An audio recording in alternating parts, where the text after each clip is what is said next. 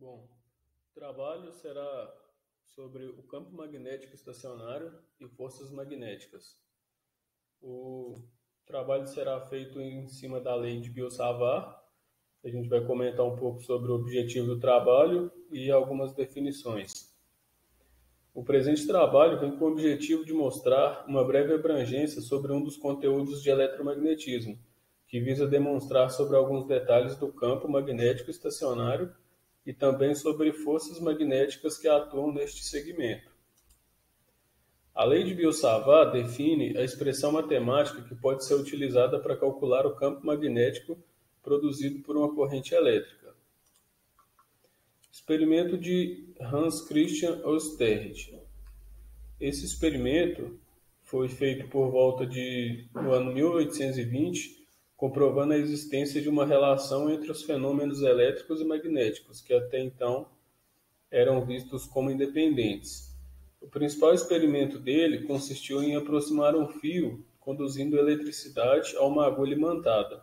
Com essa experiência, ele percebeu que a agulha sofria uma deflexão em sentido perpendicular ao fio, o que provou que a corrente elétrica origina um campo magnético e possui as mesmas propriedades de um ímã.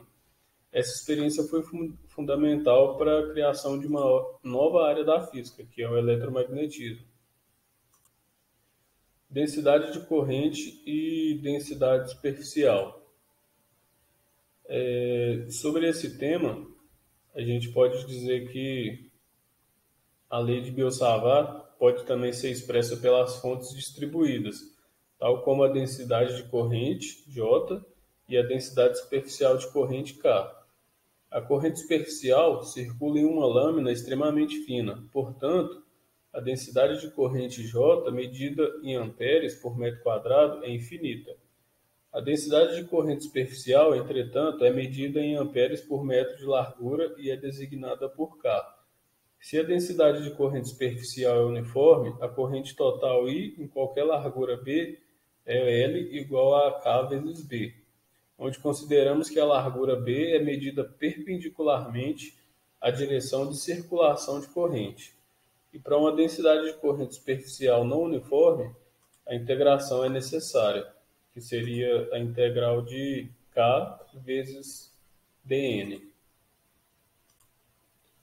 A fórmula da lei de Biot-Savart seria a derivada de H. Essa fórmula ela pode ser descrita como a corrente e a derivada do comprimento do fio em direção a R, dividido por 4π vezes o comprimento dele ao quadrado. Continuando sobre essa fórmula, essa corrente total que atravessa qualquer superfície fechada é zero. E essa condição pode ser satisfeita apenas se considerarmos uma circulação de corrente ao longo de um caminho fechado. É essa corrente circulando em um circuito fechado que deve ser nossa fonte experimental, e não o elemento diferencial. Com isso, apenas a forma integral da lei pode ser verificada. Em relação à lei circuital de Ampère, o que a gente tem para falar dela é que essa lei ela determina que a integral de linha de H ao longo de qualquer caminho fechado é exatamente igual à corrente contínua envolvida pelo caminho. O que seria isso? Ela ficou conhecida por estabelecer o campo magnético gerado por um condutor retilíneo percorrido por uma corrente elétrica de intensidade I, a uma distância r do condutor. Essa lei determina que a integral de linha de H ao longo de qualquer caminho fechado é exatamente igual à corrente contínua desse caminho, definindo então que essa corrente positiva como aquela que circula na direção do avanço de um parafuso dextrogiro, que é girado na direção na qual o caminho fechado é percorrido. A fim disso, a gente pode aplicar a lei de Gauss. O que seria a lei de Gauss para a lei circuital? A gente definiu que essa corrente positiva como aquela que circula na direção do avanço do parafuso, ela percorre esse caminho fechado. Esse caminho fechado é definido por essa integral de H vezes dl, escalar dl, e essa lei ela é aplicada na seguinte situação.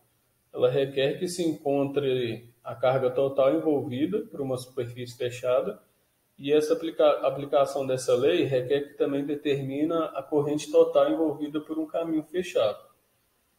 Então, pode ser escrita de acordo com o seguinte. Novamente, a gente vai encontrar essa intensidade de campo magnético produzida por um filamento infinitamente longo, pelo qual circula a corrente. O filamento posiciona-se no eixo Z, no espaço livre, e a corrente flui na direção e sentido dados por A na direção de Z. Primeiro, a inspeção sobre a simetria mostra que não há variação com Z ou zero. Em seguida, determinamos quais componentes de H estão presentes utilizando a lei de Biot-Savart. Sem especificamente utilizar o produto vetorial, podemos dizer que a direção de DH é perpendicular ao plano que contém DL e RE. Com isso, esta está na direção e sentido de Aφ. Logo, o único componente de H é Hφ e em função apenas de ρ. Desta forma, escolhemos um caminho qualquer para a seção de H, seja perpendicular ou tangencial, ao longo de que ela seja constante. Primeira condição de H perpendicular ou tangencial nos permite substituir o produto escalar da lei circuital de Ampère pelo produto das intensidades escalares, a não ser ao longo daquela porção de caminho onde H é normal ao caminho, quando o produto escalar é zero. Já a segunda condição, com H constante, permite remover a intensidade de campo magnético do sinal de integração. Fazer a integração necessária geralmente é bem simples e consiste em encontrar o comprimento daquela porção do caminho para o qual o H é paralelo. Então, está aí o exemplo do raio ρ, que ele é aplicado dessa forma na lei circuital de Ampère.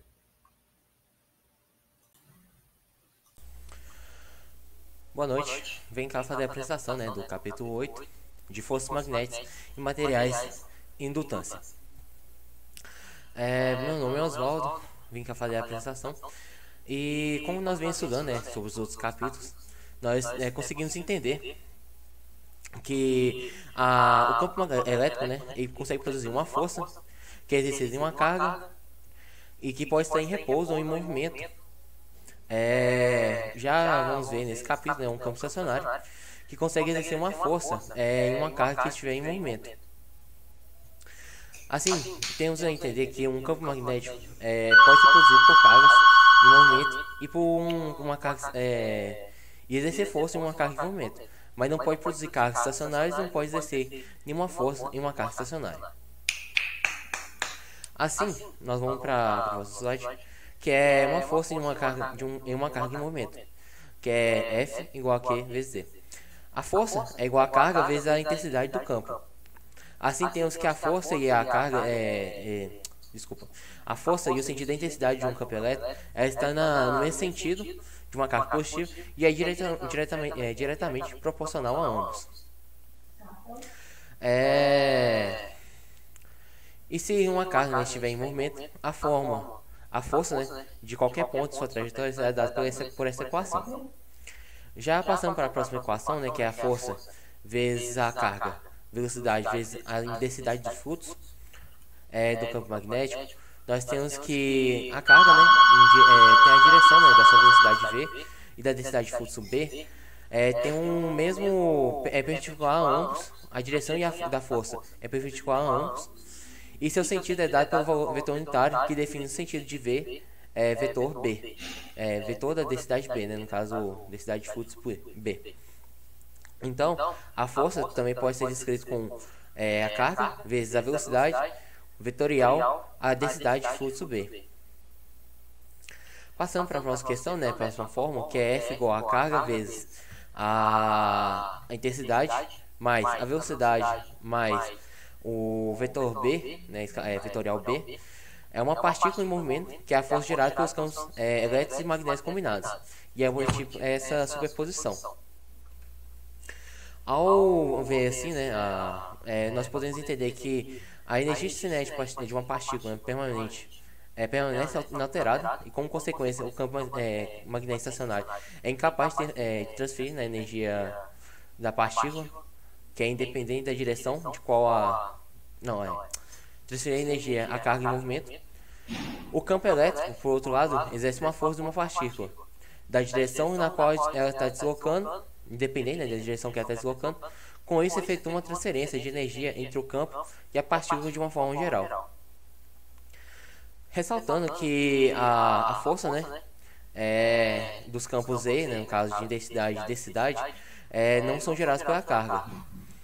A carga ela está imersa em uma região onde que o E, né, o campo, né, a intensidade, é gerado por uma distribuição estática de cargas, e o fluxo é gerado pela distribuição de corrente contínua, que sentirá a presença desses campos por meio de uma força, ou seja, o F ele surge em Q devido à existência do E, que é o fluxo, e o B, não, é o B, que é a intensidade, e o B, que é o fluxo.